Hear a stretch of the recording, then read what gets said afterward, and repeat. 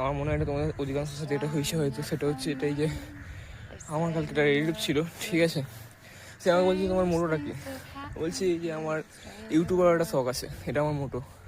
তখন ও বলছে যে এত বড়, এটা তোমার দ্বারা হবে না। তখন আমি তাকে একটা উত্তর দিতে পারতাম, কিন্তু আমি দিইনি। কেন কি আমি জানি যে একদিন আমার সাকসেস নিশ্চয়ই নয়েস করবে। তো আমি তোমাদের একটা কথা বলবো যে তোমার পাশে যতই নেগেটিভ পিপল থাকুক না কেন, তোমাকে যতই নেগেটিভ কথা বলুক না কেন, তোমরা হার্ডওয়ার্ক করো, কেন কি তোমাদের হার্ডওয়ার্ক নিশ্চয়ই একদিন তোমাদের এই পে অফ করবে।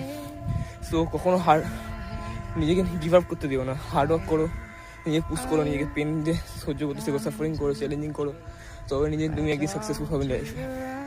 সো আমি একটা কথা বলবো, গিভ আপ করো না, কেন গিভ আপ করলে তোমার স্বপ্নটা ওখানে দাঁড়িয়ে যাবে, এবং যারা তোমার হাসছে তারা সেটা সত্যি প্রমাণ করতে পারবে। সেটা ভুল প্রমাণ করার জন্য তুমি সকালে ওঠো না ওঠো তোমার ব্যাপার, নিজেকে পুশ করো, নিজের সাকসেসটাকে অ্যাচিভ করার জন্য হার্ডওয়ার্ক করো।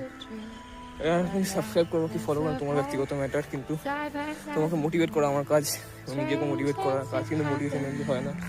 অনেক ডিসিপ্লিন থাকার চেষ্টা করো, এটাই বলার ছিল। ওকে, বাই।